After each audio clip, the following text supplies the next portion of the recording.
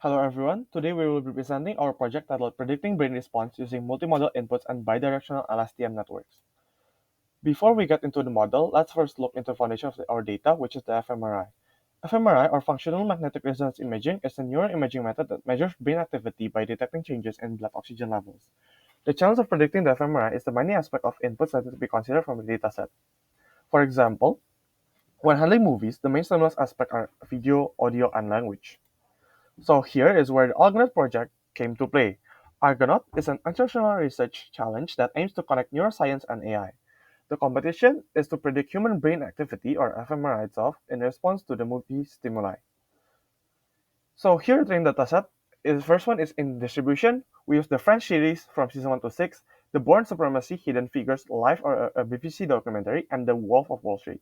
And then for the out of distribution, it's The Pawn Shop, World of Tomorrow, Princess Mononoke, Planet Earth, Passive Partout, and Charlie Chaplin. The distribution itself is for training, and then the out of distribution is for the another validation. There are two validations here. Then we use the brain mapping using Schaefer Atlas with 1000 brain parcels, where we then categorize each one into 7 large-scale brain networks based on the Yale 7 network. So this is our model architecture. It processes 3 types of stimuli: visual, audio, and language. We first extract features from each input. The visual features are taken from V-JEPA 2, audio features from VGG-ish, and language features from RoBERTa. The architecture we use is a two-stage bidirectional LSTM architecture where we combine all features from the 3 modalities. These common features are then fed into our first bidirectional LSTM layer, which learns how the 3 modalities interact. The output from this layer is then passed into a second recurrent layer, either another bidirectional LSTM or a GRU, which further refines the temporal representation to better model the brain dynamics response. So during training, we use either Pearson's correlation loss with MSE regularization or pure MSE loss, depending on the configuration.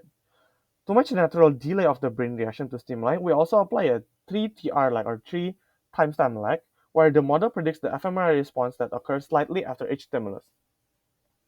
So finally, the model outputs predictions through 4 parallel regression heads, one for each subject in our dataset. Each subject ID produced the predicted bold signal for 1000 brain parcels at each timestamp. So first for the distribution dataset, which used scenes from Friends Season 7 for the validation, our model achieved a mean Pearson correlation of 0.2956 when combining all 3 modalities, which is the visual, audio, and language. This means our multimodal approach correlated well with the real fMRI brain activity patterns, so to speak. When we compare it to models that use only 2 or 1 modality, the multimodal version clearly performed better. For example, the visual plus language model reached 0.2902, while single modality models like audio only or language only dropped to around 0.22. Next, for the out of distribution dataset, which contains 6 different movies, our model's performance dropped to a mean correlation of 0.1815.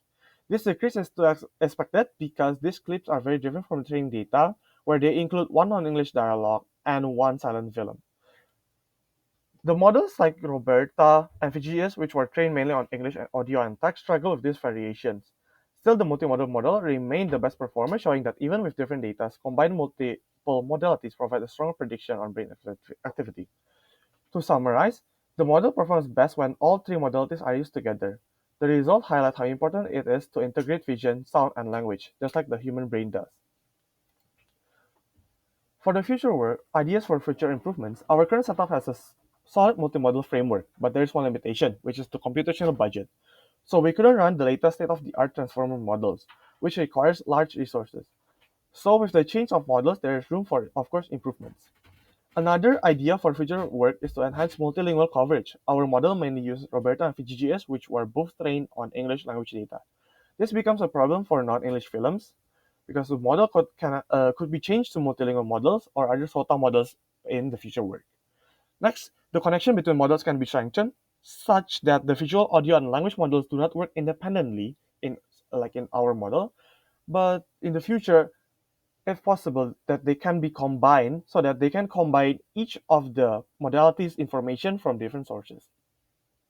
Lastly, we need to handle the silent or nonverbal movies more, such that when handling such modalities or movies, there could be a content adaptive weight strategy for each modality.